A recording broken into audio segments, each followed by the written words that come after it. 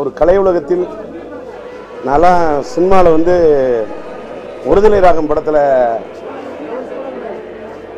அறிமுகமாகறதுக்கு முன்னாடியே அம்மாவோட எனக்கு வந்து ஒரு அறிமுகம் கிடைச்சது. அதுக்கு காரணம் என்னுடைய நண்பர் பூபதி மூலமாகவே எனக்கு வந்து அவங்க வீட்டில் வந்து என்னுடைய இனிய நண்பர் மதின்னு ஒரு நண்பன், அவன் மூலமாக தான் எனக்கு பூபதி நண்பர். அதனால் முன்னாடி வந்தப்போ ஒருதலை ராகம் படம் ரிலீஸ் ஆகிறதுக்கு முன்னாடியே என்னோடய பாட்டு வசனம் எல்லாத்தையும் பார்த்துட்டு நீ தமிழ் திரையுலகத்தில் ரொம்ப நல்லா வருவப்பா அப்படின்னு வாழ்த்துன ஒரு தாய் மாதிரி இந்த அம்மா. எனக்கு மட்டும் தாய் இல்லை, இந்த அம்மா கலை உலகத்தில் நம்ம ஒரு பெரிய தாய். அந்த அம்மாவை வச்சு எனக்கு நான் படம்லாம் நான் ஒருதலை ராகம்னு இன்றைக்கி படம் எடுத்து இன்றைக்கி ஒருதலை காதல்னு இன்றைக்கி ஒரு படம் எடுத்துகிட்ருக்கேன். இந்த காலகட்டம் வரைக்கும் இத்தனை என் பையன் சிலம்பரசன் சினிமாவில் இருந்த காலகட்டம் வரைக்கும் அந்த அம்மாவோடைய வாழ்க்கையை நான் பார்க்குறேன். நான் அந்த அம்மாவை திரையில் வந்து ஒரு பெரிய ஒரு ரசிகனா, ஒரு தில்லானா மோகனாம்பாள் ஒரே ஒரு படம் அந்த அம்மாவுடைய ஒரு பானை சோத்துக்கு ஒரு சோறு போதும். தில்லானா மோகனாம்பாலாக இருக்கட்டும், ஒரு சின்ன தம்பியாக இருக்கட்டும், எந்த ஒரு ஜென்டில்மேனில் சங்கர் சாரோட பிரம்மாண்டமாக படம் எடுக்கக்கூடிய சங்கரோட படமாக இருந்தாலும் எல்லா டைரக்டர்ட்டும் எந்த டைரக்டருக்கு என்ன வேணும் அவங்க நினைக்கிற மாதிரி நடிக்கிறதுக்கு ஒரு நடிகை இத்தனை படங்கள் சாதிச்சு அவங்களுக்கெல்லாம் இன்றைக்கி ஒரு அஞ்சலி செலுத்துகிறோன்னா மரியாதை செலுத்துகிறோன்னா அந்த அம்மாவுடைய ஆசீர்வாதம் நமக்கு வேணும் அப்படிங்கிற மாதிரி தான். ஏன்னா அந்த அம்மா மாதிரிலாம் இனிமேல் யாரும் நடிக்க முடியாது. உலக அளவில் நம்ம கிண்ண சாதனைலாம் தாண்டி ஒரு சாதனை தான் இருந்தால் அதான் சாதனைன்னு சொல்லணும்.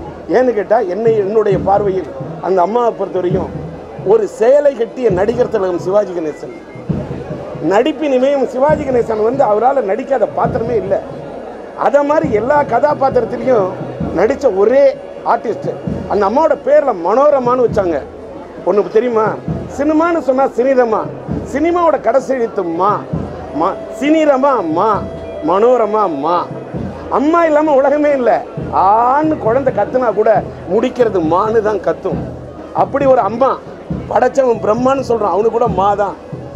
ஒரு இசையமைப்பாளனா சொல்கிறேன், சரிகமா பதனிசா சரிகமா மாவுக்கு பக்கத்தில் பா வச்சான், பாவுக்கு பக்கத்தில் மா வச்சான். மானா அம்மா, பான்னா அப்பா. அம்மாவும் அப்பாவும் இல்லாமல் உலகமே இல்லை. அதே மாதிரி எங்களுடைய சினிமா, அந்த சினிமாவில் மனோரமா என்ற இந்த பெயர் வரலாற்றுக்குள்ள ஒரு காலத்தால் அழிக்க முடியாத ஒரு மைல்கல். அப்படி ஒரு அந்த அம்மா நடிக்காத கதாபாத்திரமே இல்லை. ஒரு தடவை கேட்பாங்க, ஏன் என்னை வந்து நீ உனக்கு நடிக்கிறதுக்கு என்கிட்ட கேரக்டர் இல்லை தாயே, நீ எல்லா கேரக்டருமே நடிச்சுட்ட ஆச்சு. ஒன்று சொல்கிறேன், அவங்கள எல்லாரும் ஆச்சின்னு சொல்லுவாங்க. ஆட்சி மட்டுமல்ல, ஒரு காரைக்குடி இதில் ஒரு டிராமாவில் நடித்ததுக்கு ஆட்சின்ற ஒரு பட்டத்தை மறைந்து விட்டு நம்முடைய கண்ணதாசன் ஐயா கொடுத்த பட்டம் அது ஆட்சின்னு கொடுத்தாரு. ஆனால் திரையுலகத்தில் அந்த அம்மா நடத்துனது இத்தனை வருஷம் ஒரு ஆட்சி. அது ஒரு தன்னாட்சி, அது ஒரு சுயாட்சி.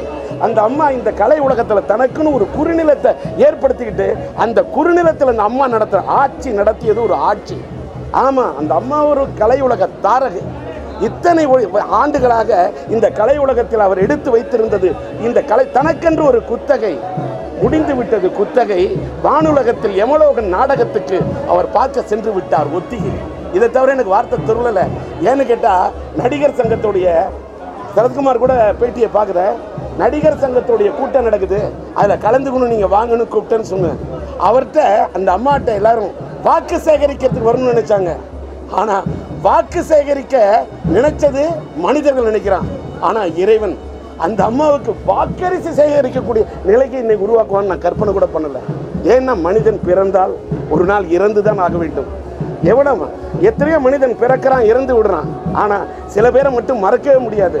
அப்படி ஒரு மக்கள் திலகம் புரட்சி நடிகர் பொன்மன செம்மல், நாடோடி மன்னன், நாடாண்ட மன்னன், 1000ல் ஒருவன், மக்கள் கண்ட கோடியில் ஒருவன் என்று வாழ்ந்த மக்கள் திலகம் எம்ஜிஆர்னு ஒரு மக்கள் திலகம் தான்.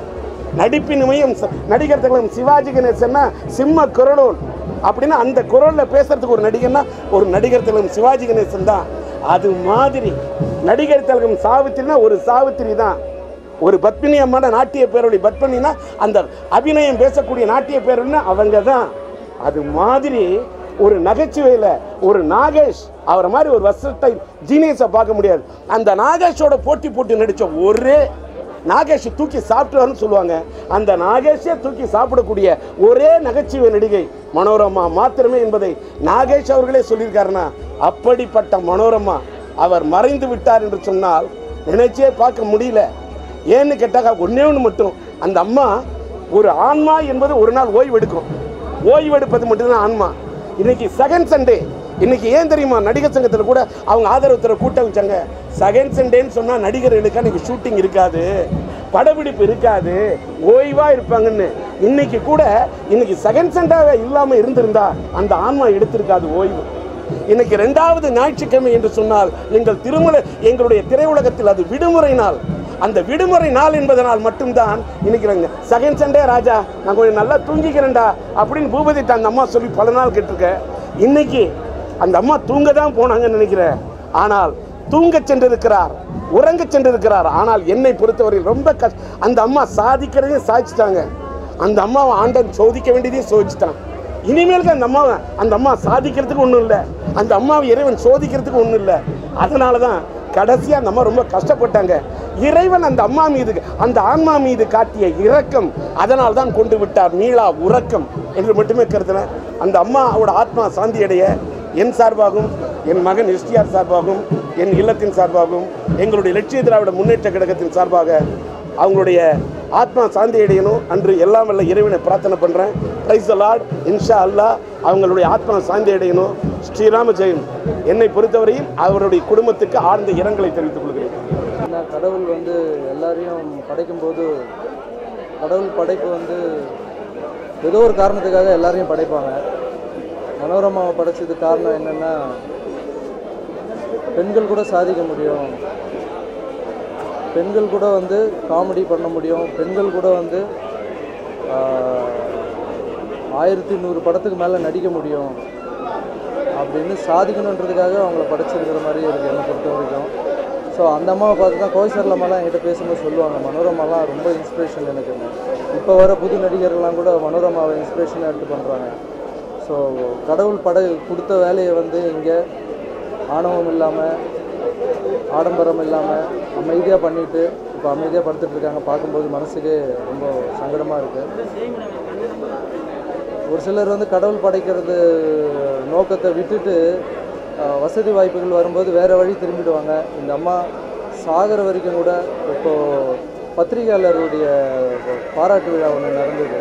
அந்த ஃபங்க்ஷனில் பார்த்திங்கன்னா மனோரமா அவங்களுக்காகவே மேடை போட்ட மாதிரி ஸ்டேஜில் ஒரு பெரிய வசனம் எல்லாம் பேசி எல்லோரும் மகிழ்ச்சாங்க.